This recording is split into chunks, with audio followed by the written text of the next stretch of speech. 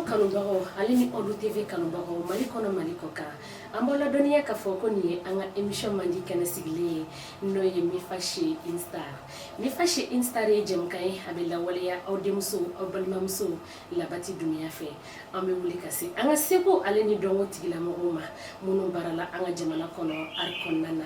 bi an wulila ka se an ka belebele dɔ fɛ yen nɔ ale ye an balaka ye wa bi ta in tɛna kɛ basi ye kan na bɛ dɛsɛ ni an bɛ ka taa wasolon bi de bi ta in a kuma bɛ kɛ donc an bɛna se an ba yɛrɛ ma sisan nɔ mɔgɔ min don a bɛ n'a yɛrɛ f'an ye an b'a fɔ la i ni ɲankuma an y'a dɔn ne ten baasi tɛ na baasi foyi tɛ na nse bi Mifa production mɔgɔw wulila ka se yan nɔ ale ni Olu TV ka bolo di ɲɔgɔn ma sira latigɛ la ani i bɛna jɛ ka masala kunkurunin kɛ yala o tɛna kɛ basi kɔni nse donc an b'a fɔ o la anw yɛrɛ ba tɔgɔ a n'a jamu i bɔra dugu jumɛn na kɛrɛnkɛrɛnnenya la i sigilen bɛ quartier jumɛn na an bɛ don min na i ko bi ne de Sangaye Diaby bɛ bɛɛ fo mɔgɔw bɛ ka Mifa TV lajɛ nin waati ani Olu TV m'aw bɛɛ fo mɔgɔw bɛ k'a lajɛ sisan réseau sanfɛ n bɛ bɛɛ fo ka fɔ bɛɛ ye ko bɛɛ ni sɔgɔma bɛɛ ni wula bɛɛ ni su bɛɛ ni tile bɛɛ bɛɛ parce que bɛɛ n'i ka waati de don o ye tiɲɛ ye awɔ ne ye Salimata Jakite ye ka bɔ Wasolo yala i sigilen bɛ quartier jumɛn na la sisan na Adedebugu sisan d'accord Tani Sali bi i ni anw bɛna masala kunkurunin kɛ an b'a fɔ o la ko Tani Sali yɛrɛ donna musique la cogo di ne de ni ko ne donna musique la cogo min na ko b'o f'i ye waatiw ka jan ne donna musique la yala an ka musique daminɛna ka sɔrɔ wariko t'a la an vɛni fɛti ninnu fɛti tɛna se sisan vɛni n'a ɲɔgɔnnaw sɛnɛkɛ fɔli ni samiya sera tan an bɛ sɛnɛw kɛ cɛmisɛnninw ni musomaninw bɛ fara ɲɔgɔn kan ka taa dɔ ka foro la an bɛ fɔli kɛ dɛmɛ de fɔlikɛlaw sɛnɛkɛlaw ko o dɔnkiliw ani kamalenkɔni nana o dɔnkiliw kamalenkɔni donna a la kɔfɛlaw la y'a dɔn ka daminɛ anw de fɛ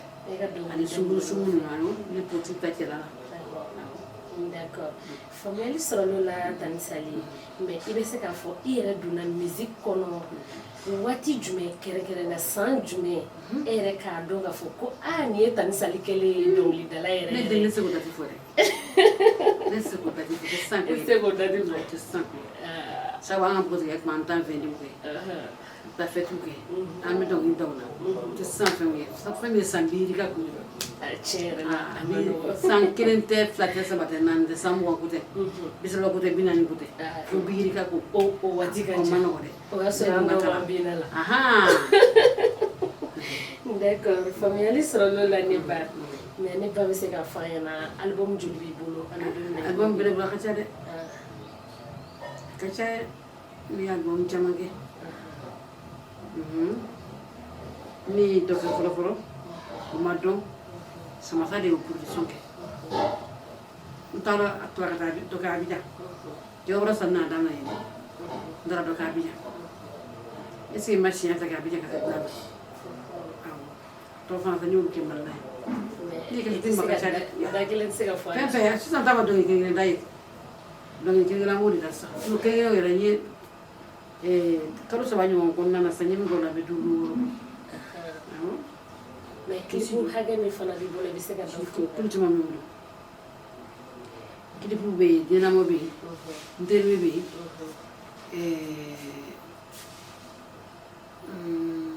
a ye tolon kɛ n kun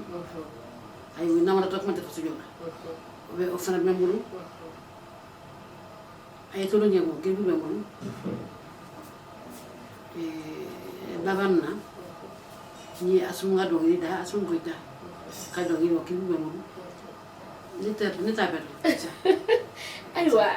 ne ba ko dɔnkili ka ca album ka ca kilipu ka ca nka a tɛna se ka da kelen fɔ o la kɛrɛ hali kan 2000 ne ye kilipu kɛ kan na n ye kilipu kɛ coronavirus la n ye kilipu kɛ tiɲɛna caman bɛ yen ne bɛ ɲinɛ a kɔ dɛ ne bɛ ɲinɛ dɔw kɔ sisan yɛrɛ Comme moi, il y a un hakili tigala. D'accord, famille sɔrɔ la i n'a fɔ i yɛrɛ bɔra sisan nɔ k'a fɔ ko kilifu caman bɛ yen nɔ kɛrɛnkɛrɛnnenya la i ko ko den lamɔ yala i bɛ se ka a dɔnkili fitinin da an n'an kanubagaw ye. Ko den lamɔ ka gɛlɛn den wolo di denbaw ni sɛgɛn denbaw ni sɛgɛn a den wololanw ni sɛgɛn. Ko den lamɔ ka gɛlɛn den wolo di denbaw ni sɛgɛn denbaw ni sɛgɛn a den wololanw ni sɛgɛn. Kabini fɔlɔ fɔlɔ an ka ci kɛ bugudaw la cɛmisɛn npogotigi an bɛ jɛgɛ foroba baara kɛ san sɛnɛ kɛ an bɛ jɛgɛ foroba ɲɔgɔn tigɛ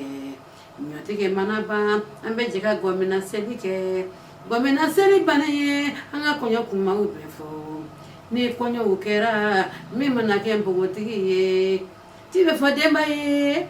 denbaw bɛ se wa an bɛ tolon damina an bɛ tɛgɛla tolon damina ɲɛ dɔn den ye den a ɲɛ dɔn an den nin ye a ɲɛ dɔn an den ye a ɲɛ dɔn yɛrɛ wolodenni ye denni koloni. Wow. No, ne ba nin jara. K'i b'a fini na k'i b'a cɛmisɛn fini na k'i b'a te la k'i b'a gɛrɛnna te la k'i b'a wari la k'i b'a kamalen wari la k'i b'i danbe fɛ i bɛ woloba dubabu ɲini na ɲɛ dɔn den ye den a ɲɛ dɔn den nin ye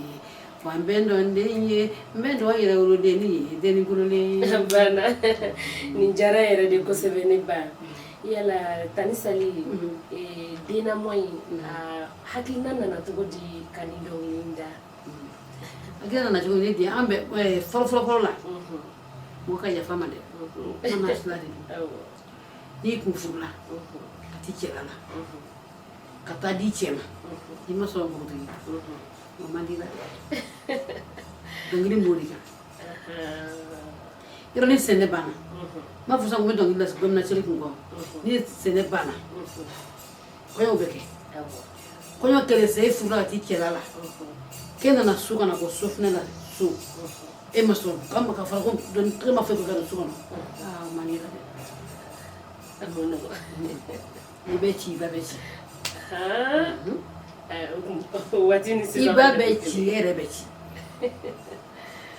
parce que n'aw bɛ so kɔnɔ ka dugu kɔnɔ n'a bɔtɔ don i cɛla la ka don dugu dɔ la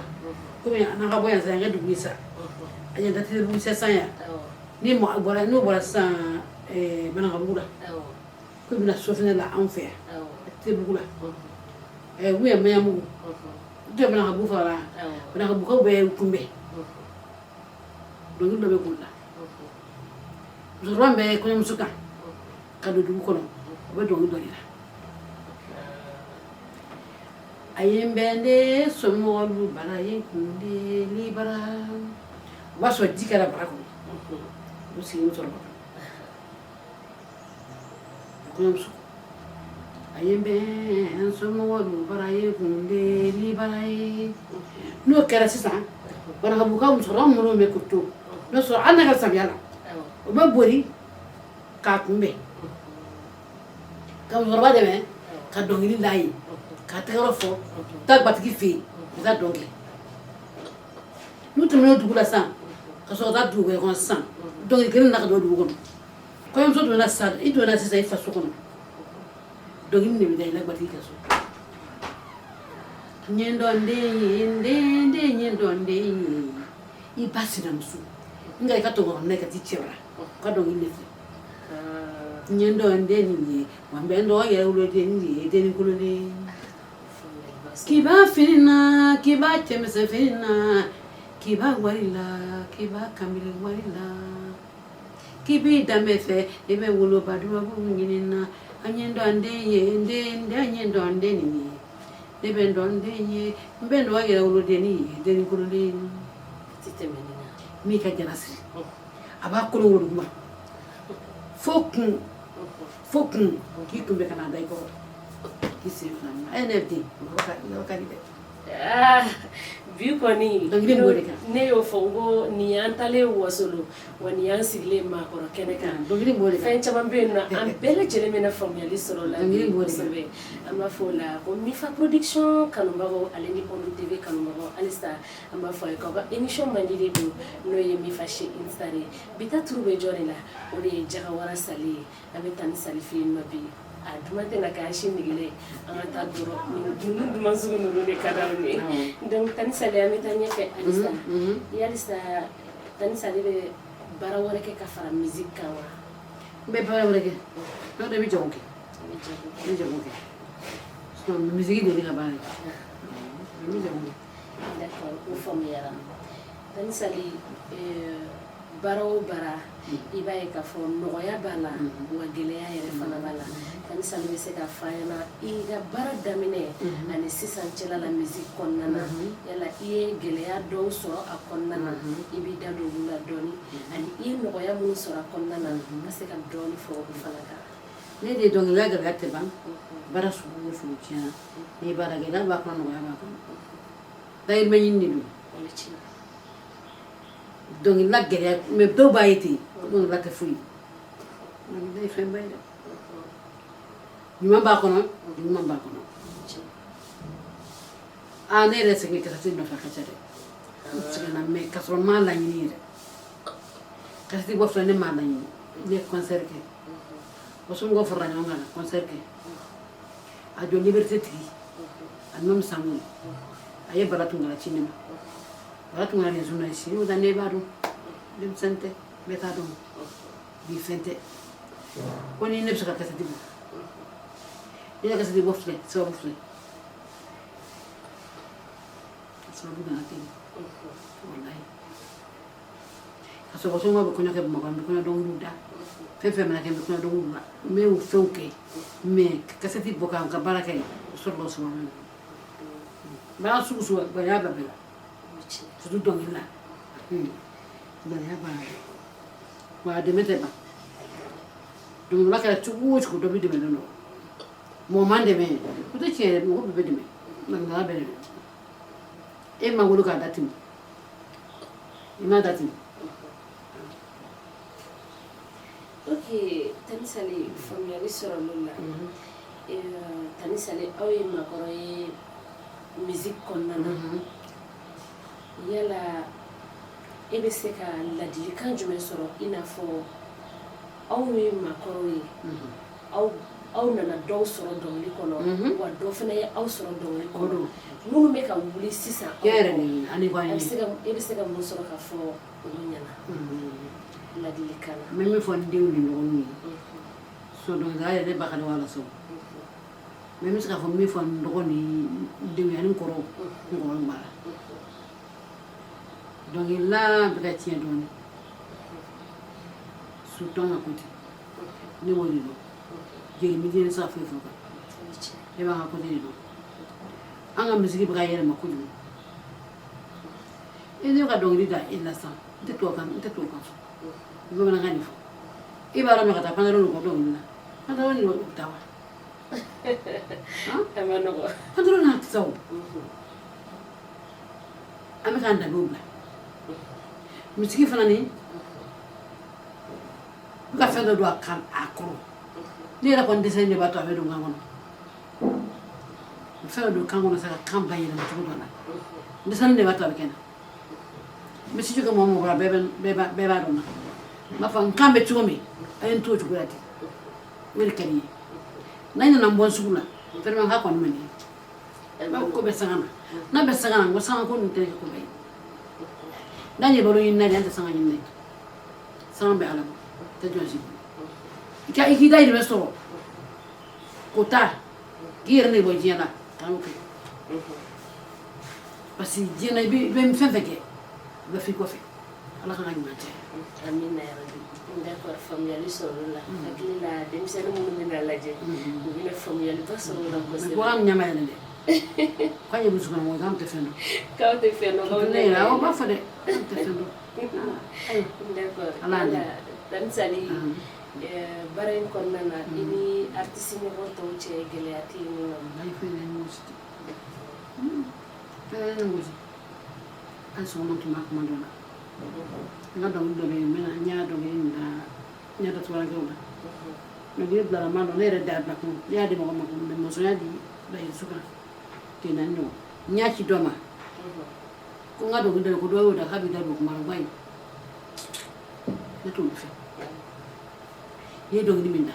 n'i y'a da i kun o y'i ta ye k'a fɔ ko ne e ko min ka kɛ sa dɔrɔkun tɛ mali la bilen dɔrɔkun tɛ yen n tɛ dɔrɔkun bɛ yen nɔ ne ta de dɔrɔn ye mɛ n'o tɛ yen o tɛ yen i bɛ se ka da ka da tɛ foyi kɛ mɔgɔ la a tɛ foyi kɛ dɔnkili ka nɔgɔ dɔ wolo ni dɔ ye dɔ bɛ kan ka di mɛ dɔnkili ma nɔgɔ dɔ bɛ kan man di mɛ hakilina ka nɔgɔ d'accord faamuyali sɔrɔla o la kosɛbɛ an y'a ye président Assimi sigilen fanga la Tani Sali ye dɔnkili da Assimi na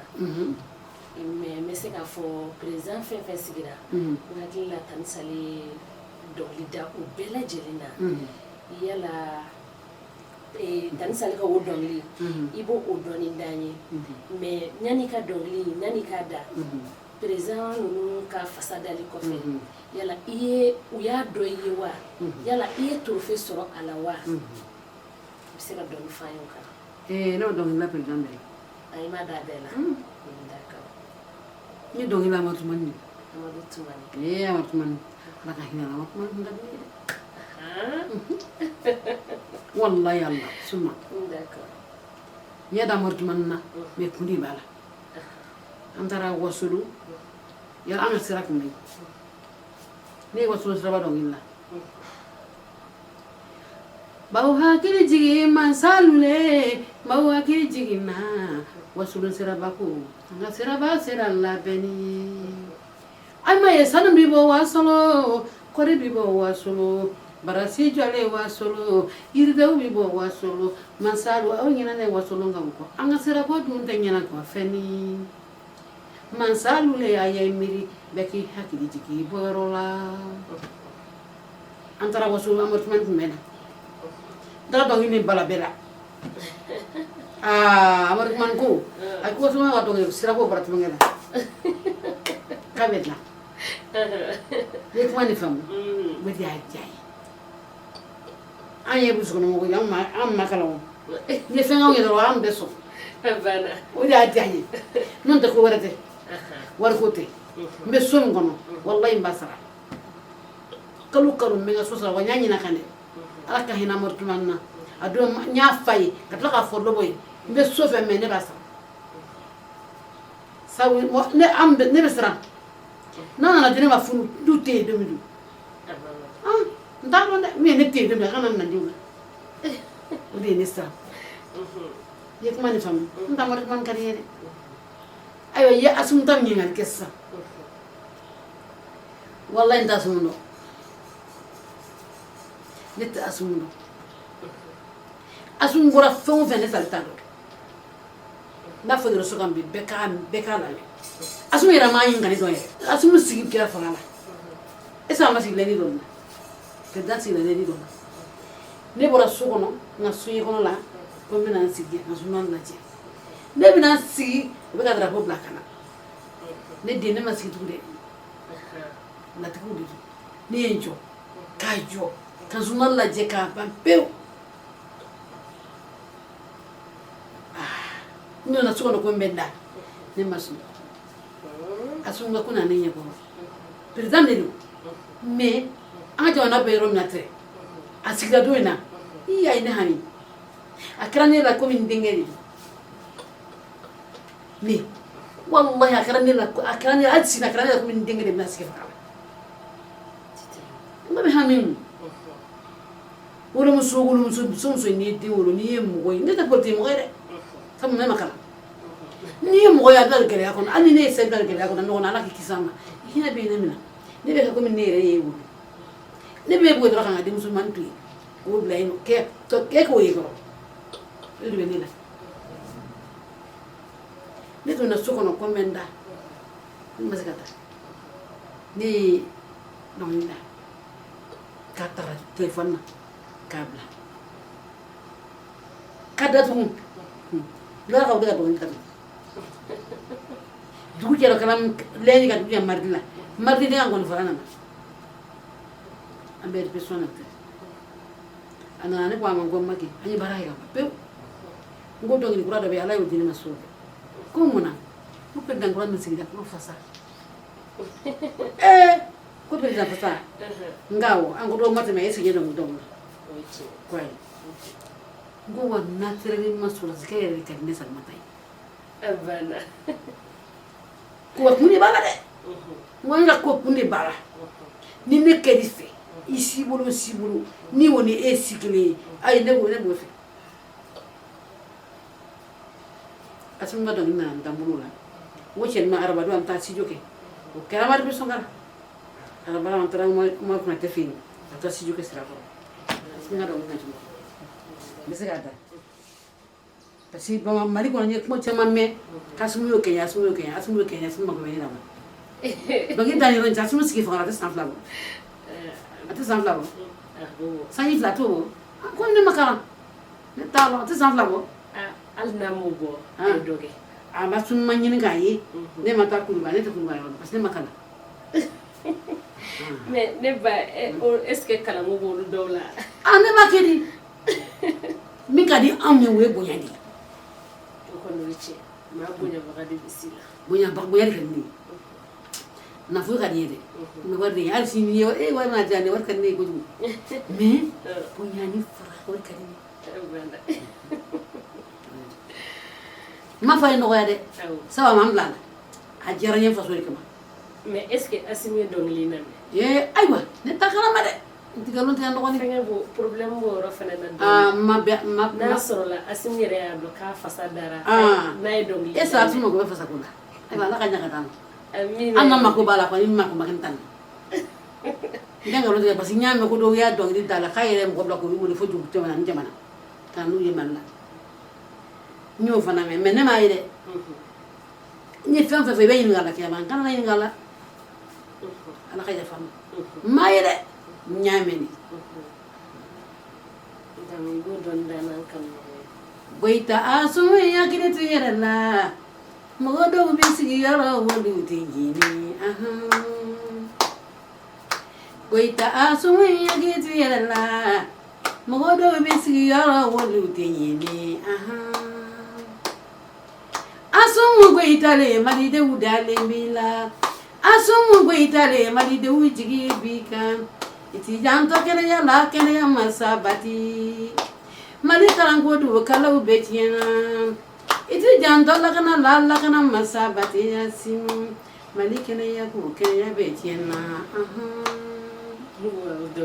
siya wakala be mali bala wo fana ka ba goita jamata limbe goita la tana ya bila mara mungo itale lala jalo muso ba furu keteme ni miri ya nyimani so teja musuko lala saramani du teja musuko lala jalo jamana teja musuko lala saramani na dongling ajara na la sona ndela la yego ni azimi dongling Allah me tani salini ayo ala kanya katama nde ala kanyini na la sona ala kanyini ala kanyina kanyere akadini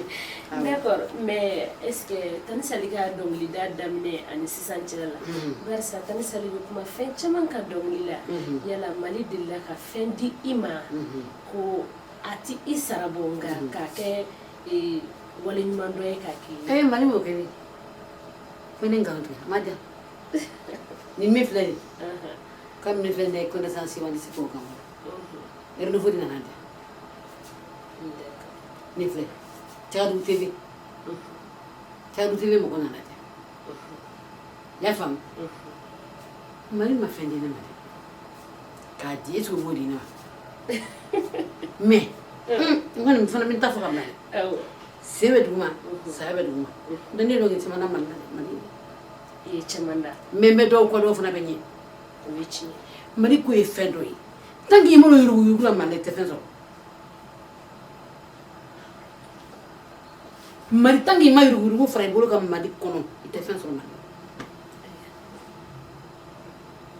wallahi ngalo tede ngalo le don te ngalo tege sabiri ga ngalo tege muna ka sudro ne ni mo sara kan na to ne beci mafu ay ne ka bara ni bisanda diplôme bi buru ni do jera la mun kadu yi tebe ka fembe do be mi so to so so bi ka bara do ha jona man wode aman wode o ko mimi semina yo do tiba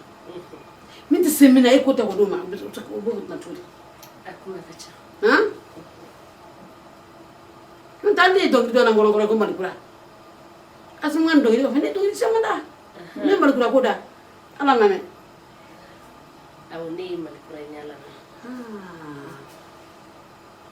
o mali ko be gi jenye go ke mali ko ye mali ba ka di pe ko na di ara mali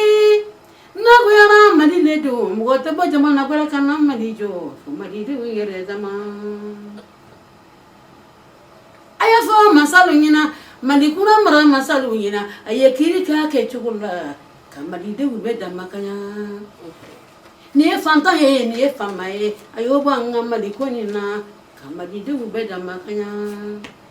che yamma fo muso yamma fo te yamma fo fima yamma fo mali de wambele kelini kataka iba kabila kidali mali ko fengelempe malikura ko fengelen pe mali cheba ubenoka mali ba bedia mali moso sonu ma mali ba bedia mali jelu sonu ma mali ba bedia dugutu benoka malikura ko dubamba yaro wo don hitak manke ne fi ka be ka ba ko ya ku kam dai mi sondo we nga de wurula la toka funa ga lu fi biba mais mino mais tan sali si sanno e ka barakon nana ikele ne ba ke ma walma mo bi bolo mimi iga fen la yelenia sayo dama mi sigi de fesa monzo usa monzo ni be blombala ari me blombala ma sabe ka do kayre alle sisa yo damna le ga fewla barsa ibaro sisa jabana yare kele be fenno a fenchema me soro irezo sanfe abe ko donc ni i minga fe irezo sanfe chema me baraka no de ka nyini ka tigila modo ina fo e dongli dadamne ka soro ala ando bambina la wonde o subula on de se ga do tan salire ga musique e fenjume abi kuma fenjume ga bare an bebe 600 musique de la me ko sebe mais na soro la mo bi bolo walma i yere be ka e page bi bolo o lu fe nu kama kala ele o be se ka adon to mina o agacha ala fe fenjuma me no ya ko fana pasibe do mo so mi flay bi ela na kamere muso nasa ni tadu ga tadu ga ni ali ba bebla fe fore sa vedo so mais page ni la to mo so ai ba ni tu na ko wala sa ko ni ibani ni du na ko jagwa wala sa wala sa ti eso flabi abe ibo so asum nga donge ni tu na ko asum we jawa wala sa asum buita ibani jawa wala sa mari kura ibani d'accord ne dongi la wali ko ni de ya daire namra to ma ni uta ko be burila kai woto mari bala ni mali ko ya be ka mari ba kadi jati ya mali ni sera frafina ay kana mali la mali kadi hina be ya bali maya be ya sibo ya be ya furusla be ya furusla ye jamana india seneguya be ya seneguya ye sintani ba bebe du marila malite du nangena beka faranga mogo beka faranga faranga lika go femi ute bana yewa ala mankisi la bana nima mali go beka faranga namrato kana faranga nango beka faranga kielila kana faranga madoge e chamange akera yere D'accord. Mifa production kanubagaw ale ni Olu TV kanubagaw an b'a fɔ Alisa ko ni a ka émission mandi de ye n'o ye Mifa chez Instar Mifa chez Instar ye jɛmukan ye an bɛ wuli ka se an ka seko ni dɔnko tigilamɔgɔw ma bi an bɛ jɔn ne fɛ yen nɔ o de ye Tani Sale ye aw yɛrɛ bɔra sisan nɔ fɛn caman fɔra wa aw ye fɛn caman mɛn n y'o de fɔ n ko fɛn o fɛn bɛ Tani Sale ko la bi an bɛna caman dɔn o la fana ayiwa an ka taa dɔrɔn duman de ka d'aw ye Tani Sale sisan nɔ an b'a fɔ mun de ka di Tani Sale yɛrɛ ye kɛrɛnkɛrɛnnenya la. Min ka ɲi ne ye sabali. Sabali. Sabali ka di ne ye sabali ka di ne ye de ni sabara ni fɛn fɛn sɔrɔ sabali kɔnɔ walahi o ye ta ye ni sabarila ni fɛn fɛn sɔrɔla sabali kɔnɔ hali n'i den sɔrɔ sabali kɔnɔ a kɛ den ɲuman ye fu tɛ sabali bɔ ne kɔni bɛ sabali de sɔrɔ nkalon haramu fɛn o fɛn y'a kɛɲɛ ne ko n y'a to a la ne dun y'a to yen Ala b'a bɛɛ ɲɛnabɔ. a b'a ɲɛnabɔ e y'a tɛ ɲɛnabɔ N'Ala sɔnna. mɛ bɛɛ sɛbɛn ne b'a dɔn mun de man di Tani Sale ye. n tɛ kɛlɛ kɛla o bɛɛ sabali kelen o n tɛ kɛlɛ fɛ a bɛ mɔgɔw lagosi a bɛ e ni ne bɛ ɲɔgɔn na ne bɛ se ka don i kan wa A ma nɔgɔn. ne ni ne bɛ ɲɔgɔn na ne bɛ se ka don nin kan n denw bɛ don wa A ma nɔgɔn. ne denw bɛ se ka don o mara aw denw bɛ don ne mara kɛlɛ ma ne y'o fana dɔn Ayiwa ne y'o fɔ kɛlɛ ma ɲi kɛlɛ ma ɲi ne kɛlɛkɛden tolen gbangan na cɛ tɛ borila cɛ ɲɔgɔn ye kɛlɛ ma ɲi ne kɛlɛkɛden tolen gbangan na kɛlɛ kɔni nimisa ni ne ko kɛlɛ ma ɲi furuɲɔgɔnmaw cɛ kɛlɛ ma ɲi ne ni ko kɛlɛ ma ɲi sigiɲɔgɔnmaw cɛ kɛlɛ ma ɲi ne ni ne ko kɛlɛ ma ɲi terimaw cɛ kɛlɛ ma ɲi ne kɛlɛkɛden tolen gbangan na kɛlɛ kɔni nimisa ɲalan t'a la ni tolen kɛlɛ la o ma diya ɲalan t'a la ni tora kɛlɛ la o ma diya kɛlɛ y'a fɔ kɛlɛ ma ɲi sisan kɛlɛ man di ye. ne ka dɔn ne ka Ne ko Tani Sale dɛ sɛgɛrɛ dɔ bɛ bolo e m'o fɔ an ɲɛna Tani Sale kanko in na don kan in a ma bɔ a nɔ la dɔnkili o dɔnkili bɛ ka da nin bɛɛ b'a pilasi kelen de la dɔnkili ala ka dɔnkili man ka tila la ayi mɛ Tani Sale kan de ma changer mɛ ka sɔrɔ n tɛ n jogoba yɛrɛ la ten n tɛ kitikiti mɛ o kɛ cogo ye kan in ma changer dɛ nka ala de y'o kɛ n ye koyi ala de y'o kɛ fura tɛ foyi tɛ ala de don a bɛ diya mɔgɔ la san dɔgɔnin fɛn bɛɛ man di la fɛn bɛɛ man goyi la o fana ye tiɲɛ ye d'accord an ka émission bɛ ɲini ka se a kuncɛyɔrɔ ma Tani Sale yala Tani Sale ka projet ye fɛn jumɛn de ye don n'a nataw la ne kɔni don n'a nataw la ne bɛ jago kɛ dɛ n bɛ jago kɛ Tani Sale diɲɛ don o don a bɛ jago ɲɛɲini na n bɛ jago kɛ ayiwa ala ka jago ko ɲɛ n bɛ dɔnkili la dɛ n bɛ ka dɔnkili la hali sini dɔnkili bɛ wuli hali bi dɔnkili bɛ wuli studio la ka dɔnkili da dɔnkili bɛ wuli ka da diɲɛ don o don ni ye nakɔ bɛ dɔnkili da ye ma da parce que o ye n ka baara de ye n dɔnnen n'o de ye mɛ n b'a ɲini min fɛ ala fɛ n kana dɔnkili la dɔnkili min tɛ dɔnkili lankolon ye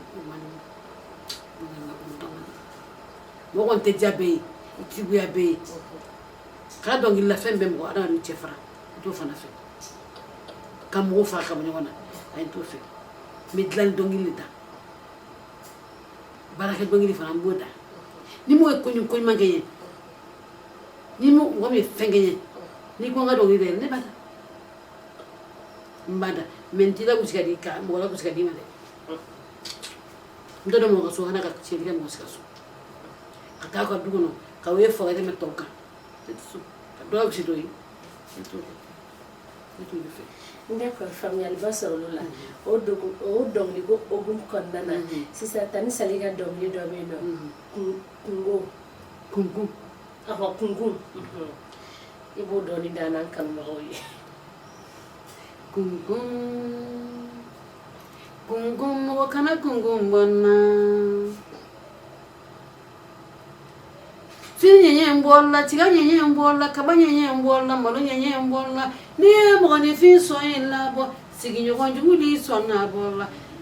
sinamuso jugu li sɔnna bɔ la furukɛ jugu li sɔnna bɔ la bagaɲɔgɔn jugu bi sɔnna bɔ yankamɔgɔ kana sɔnna bɔ dɛ kunkun kunkun aw kana kunkun bɔ n na dɛ ko dɔ b'e bolo so kɔnɔ dɔ bɔla kalama du kɔnɔ n'o ma fɔ est-ce que bɛ bɔ n'a ye a ma nɔgɔ o mais a ma ka bɔ tiɲɛ yɛrɛ la bi a ye marankɛ de ye fɛn wɛrɛ yɔrɔ de min mana don yan ni nɛn m'a labɔ a tɛ bɔ ne bɛ fɛ fasa ne de awɔ an k'a dɔn marali t'o de ka ɲi d'accord faamuyaliba sɔrɔl'o la n y'o de fɔ n k'an ka émission bɛ ɲini ka se a kuncɛyɔrɔ la yala Tani Sali folikan jumɛn b'i bolo k'a di i kanubagaw ma nin waati la ne bɛ n kanubaga bɛɛ fo ka Mali bɛɛ fo mɔgɔ o mɔgɔ a ka réseau bɛɛ lajɛ yɔrɔ o yɔrɔ la n bɛ bɛɛ fo an dun tɛ bɛɛ barakala n b'aw fo filanan tɔgɔ Mifa Production Mifa n b'aw bɛɛ fo a y'a faamu k'a fɔ ko Ala k'an bɛɛ dɛmɛ Ala ka jamana suma an ka jamana Ala k'a suma i y'a faamu ka barika da Ala ye ka barika da Ala kɛ ka barika da wasolonw bɛɛ ye wasolonkaw n faso miiriya feere la k'an faso lamɔgɔw fo karisa i faso de don ni wasolonkaw tɛ ne tɛ kɛ foyi ye ni wasolonkaw tɛ ne tɛ foyi sɔrɔ n yɛrɛ ye fɛn fɛn mana di ne ma Mali la bi a bɛɛ bɛ wasolo ne kɔni wallahi Allah e faso ka di sa a ka di ni somɔgɔw bɛnna o de ka di ka wasolon artiste bɛɛ fo Mali artiste bɛ ka bɛɛ fo kɛrɛnkɛrɛnnenya la wasolon tɔw olu fo bɛɛ bɛɛ fo an bɛɛ ni jan yɛrɛ ye an k'a bila kɔrɔ ye an se ka nin bila dɛsɛ ye amina yarabi d'accord o diyara n ye an bɛ foli belebele komi réseau ka fɛn fana don dɔɔni n bɛ Musangari fo fana Musangari b'a fo fɛn caman bɛ yen n'i y'a fa ye fo ni m'a fa ye a bɛ dɛmɛ n'a ye Ala sɔn ka dɔnkili mun de y'a tɛmɛ kɛ a ye o ye Malikura fɛn caman bɛ yen a ye wasolonkaw ka dɔnkili dɔ fana bɛ yen wasolonkaw ka fara ɲɔgɔn kan a wasolonkaw ka fara ɲɔgɔn kan an ka mankan dɔ tun bɛ wasolon kuma don n'i ye dɔnkili da o kan mun n'o kiri bɛ kɛ e ma a yɛrɛ foto ba a yɛrɛ jama awɔ ne y'a ye olu ma ɲi dɛ ni hɛrɛ kɛli ye hɛrɛ fɔ wasolon artiste bɛɛ b'a fɛn kɛ ne ye bɛɛ ni ka di mais bi ta an b'ale ka yɔrɔ fɔ d'accord an ka ngɔnifɔla fo Maki Konate ka n ka studio kɛyɔrɔ fo Baɲini Koyita ka n ka studio kɛyɔrɔ fo tuguni Umaru Konate a tɛ denkɛ o ye n yɛrɛ den ye Cɛkadu TV mɔgɔw k'olu fo Musa Mɔnsɔn de ye ale de filɛ denni don Ala mɔgɔ basi dan a ka denbaya ta fanga dan Ala ka n'a dɛsɛ Edumuyamuso e tɛ mɔgɔ ɲɛnama ba de ye yɔrɔ jumɛn dun y'a dun kɔrɔ ne ye Sidoka ye Sidoka o ye Kaja ka mɔgɔ ye Bisi muso i tɛ Kaja dɔn ayi bana se ka fɛn fɔ a kan a dɔw ye bamananw ye a dɔw ye numu ye n'anw ye bamananw ye d'accord an bɛ foli belebeleba di yɛrɛ ma i y'an ka wele jaabi a diyara n ye i k'a bila kɔrɔ ye i kana bila bana ye sijan ni kɛnɛya laban ɲuman Ala bolo Ala k'a di an bɛɛ lajɛlen ma yarabi an bɛ Mifa Production jabaranin lajɛbagaw Mali kɔ kan Mali kɔnɔ an b'a fɔ ye halisa ko nin tun ye an ka émission mandi de Mifa chez Instar ye bi an tun bɛ Jagawara Sali fɛ yen nɔ donc aw yɛrɛ bɛɛ bɔra sisan nɔ ka fɛn caman ye wa caman fɔra fana a ye caman lamɛn donc an bɛ foli belebeleba di Mifa kanubaga bɛɛ lajɛlen ma ani Sali yɛrɛ kanubagaw an bɛ foli belebeleba di aw bɛɛ lajɛlen ma an b'a fɔ ye halisa a kana ɲina ka émission in ka partager ani j'aime baden n'a b'an sɔrɔ a b'an sɔrɔ Olu TV sanfɛ chaque samedi ani fana Mifa Production n'i y'a don dɔrɔn sur YouTube i b'an sɔrɔ plateau sanfɛ donc foli belebeleba ye Mifa mɔgɔw bɛɛ lajɛlen ta ye an b'an ka chef yɛrɛ fo n'o ye Yusufu Muktar Tarawele Ba donc nin bɛ dansigi kɛ an ka bi kɛnɛ na an b'a fɔ a ye ko k'an bɛn diɲɛ waati wɛrɛ la